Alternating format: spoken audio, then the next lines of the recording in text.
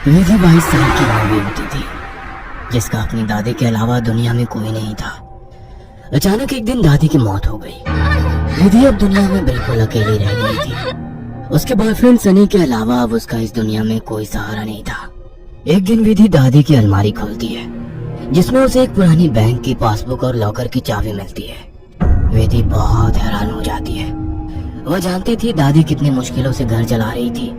फिर ऐसे में उनके पास से मिली ये लॉकर की चाबी देखकर विधि के मन में सवालों की झड़ी लग गई थी। ऐसा क्या है उस लॉकर में जिसके बारे में दादी ने उसे आज तक नहीं बताया? सवाल बहुत सारे थे जिनका जवाब ढूंढना था। दादी की डेथ सर्टिफिकेट लेकर जब वो बैंक पहुंची तो उसे दादी की लॉकर का एक्सेस मिल गया। उत्सुकतावश उसने लॉकर खोला तो उसमें सिर्फ उसे कुछ कागज दिखाई दिए। विधि कागज लेकर घर लौट आई। उन कागजों के मुताबिक मंथनपुर में एक बड़ी हवेली दादी के नाम थी। इतनी बड़ी हवेली है दादी के पास और हम सालों से इस 2 कमरे के किराए के मकान में जी रहे हैं। ऐसा क्यों किया दादी ने?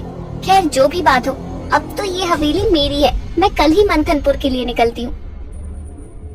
अगले ही दिन वो मंथनपुर के लिए निकल गई थी।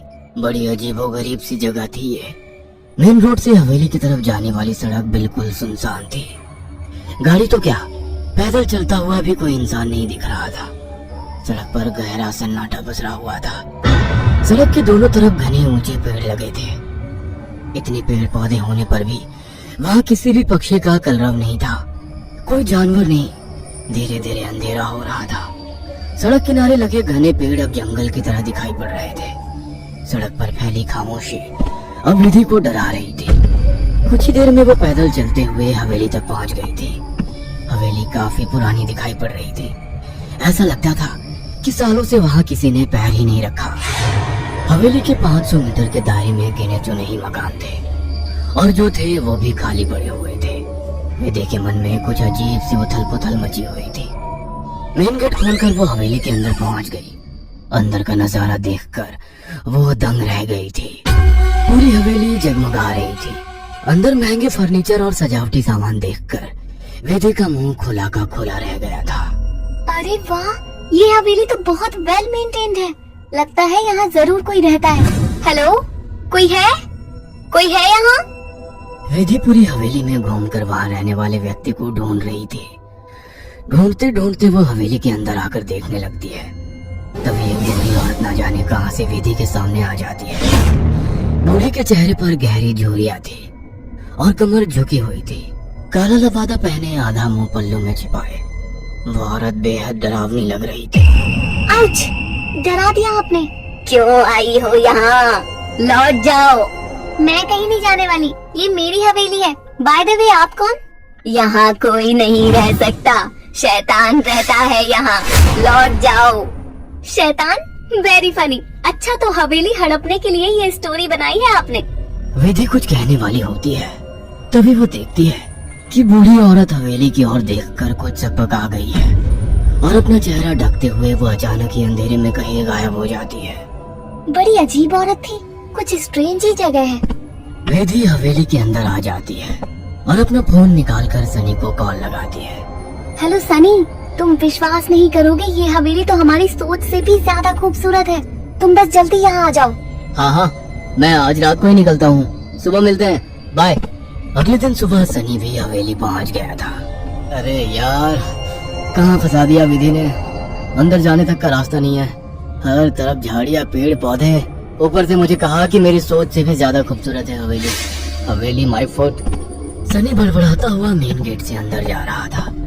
बाहर का कंपाउंड क्रॉस करने के बाद अब वो दरवाजे के सामने था। उसके नॉक करने से पहले ही दरवाजा खुद ब खुद खुल गया। सनी हैरान रह गया था। अंदर पहुंचकर उसने देखा हॉल में कोई भी नहीं है। विधि को पुकारते हुए वो अंदर बेडरूम की ओर बढ़ गया। बेडरूम के अंदर का नजारा देखकर सनी अपने दांतों तले उंगलियां दबा ली। विधि अंदर बेड पर बैठी हुई थी। उसके लंबे बाल खुले हुए थे और उसके चेहरे को ढके हुए थे।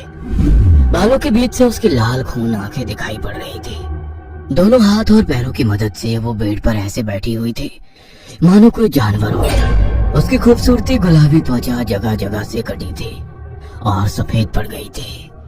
विधि को देखकर सनी जोर से चिल्लाया, विधि, ये क्या हो गया तुम्हें?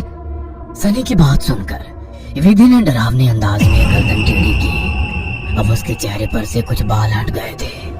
वह भयानक आवाज के साथ हंसने लगी। उसके मुंह से किसी जानवर की तरह लार गिर रही थी। अचानक ही वह पूरी ताकत से चिल्लाई।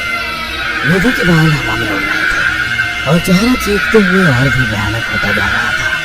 काले दांत और सफेद पड़ चुकी आंखें आकार में बड़ी होती जा रही थी। सनी के अंदर और देख पाने की ताकत नहीं बची थी। अपनी पूरी ताकत लगाकर वो कमरे से बाहर की तरफ भागा। बाहर हवेली के दरवाजे तक पहुंचा ही था कि विधि की दर्द से भरी आवाज सुनाई पड़ी। सनी, मुझे छोड़कर मत जाओ, मुझे बचा लो। सनी, ये मुझे नहीं छोड़ेगा। बहुत दर्द हो रहा है, बहुत दर्द हो रहा है। विधि जोर जोर से रो रही थी और सनी को रोकने के लिए बोल रही थी। विधि की ऐसी दर्द भरी आवाज सुनकर सनी तड़प उठा और दौड़कर उसके कमरे की तरफ वापस आ गया। ये सब क्या हो गया विधि? ये सब क्या हो गया? मैं क्या करूं, बोलो। बहुत भूख लगी है, तेरा खून पीना है। इतना कहकर विधि अजीब तरीके से मुस्कुराने लगती है और अपने हाथों और पैरों की मदद से जमीन पर रेंगते हुए सनी बिजली सी तेजी दिखाकर कमरे से बाहर निकल आता है और कमरे का दरवाजा बाहर से बंद कर देता है। सनी की कुछ समझ नहीं आ रहा था। वह विधि की मदद करना चाहता था। उसे ऐसी हालत में छोड़ना उसे मौत के मुंह में धकेलने जैसा था। वह बाहर जाकर मदद मांगने का निर्णय लेता है और तुरंत बाहर निकल आता है। हवेली के अंदर दूर दूर तक केवल सन्नाटा छाया हुआ था। अंदर से रह रहकर विधि की दर्द भरी चीखें सुनाई दे रही थी। मदद की उम्मीद में सनी दौड़ते हुए आगे भागे जा रहा था। तभी उसकी नजर एक चर्च पर पड़ी। चर्च काफी जर्जर हालत में था। सनी इधर उधर देखता हुआ अंदर पहुंच गया। दोनों हाथ आपस में बांधकर वो फूट फूट कर रो रहा था। Please God help me, please. कहाँ जाऊं मैं? किससे मदद मांगू? प्लीज। कोई प्रॉब्लम है क्या? मुझे बता सकते हो? फादर की बात सुनकर सनी सारी बातें फादर को बता देता है।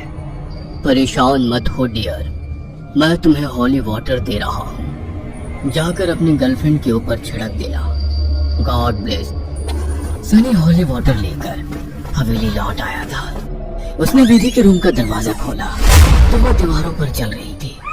उसके मुंह से खून बह रहा था और वो जोर जोर से हंस रही थी। दरवाजा खोला देख उसने टेढ़ी सी नजर से सनी को देखा और दीवार से नीचे कूदकर उसकी ओर बढ़ने लगी। सही समय पर सनी ने हॉलिव के ऊपर छिड़क दिया। एक जोरदार चीख के साथ दूर जा गिरी और एक काला सा साया कमरे से बाहर की तरफ जाता हुआ दिखाई दिया। विधि, वो चला गया। तुम ठीक हो?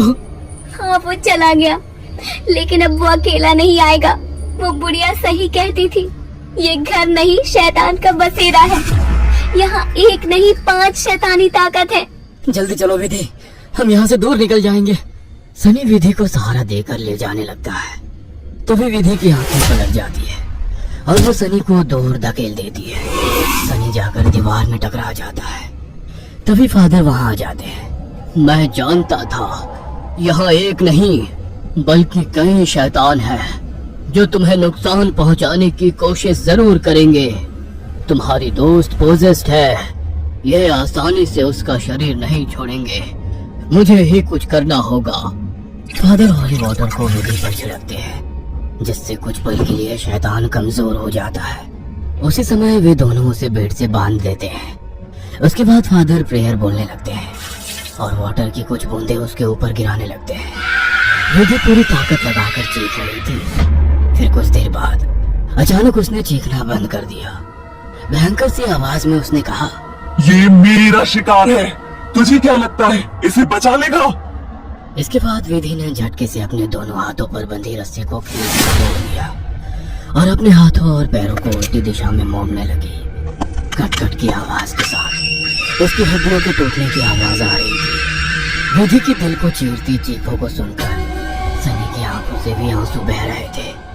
फादर ने वाटर छिड़कते हुए विधि के चारों ओर एक गोला बना दिया। अब वो उस गोले से बाहर नहीं आ पा रही थी। फादर लगातार प्रेयर कर रहे थे। अचानक कड़ाक की आवाज आई और विधि की गर्दन पीछे की तरफ घूम गई। विधि का शरीर बेढाल होकर जमीन पर गिर गया। सनी पागलों की तरह विधि विधि चिल्ला रहा था।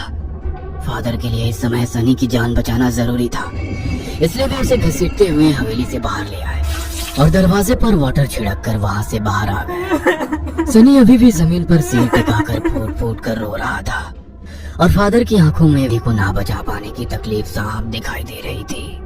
अगर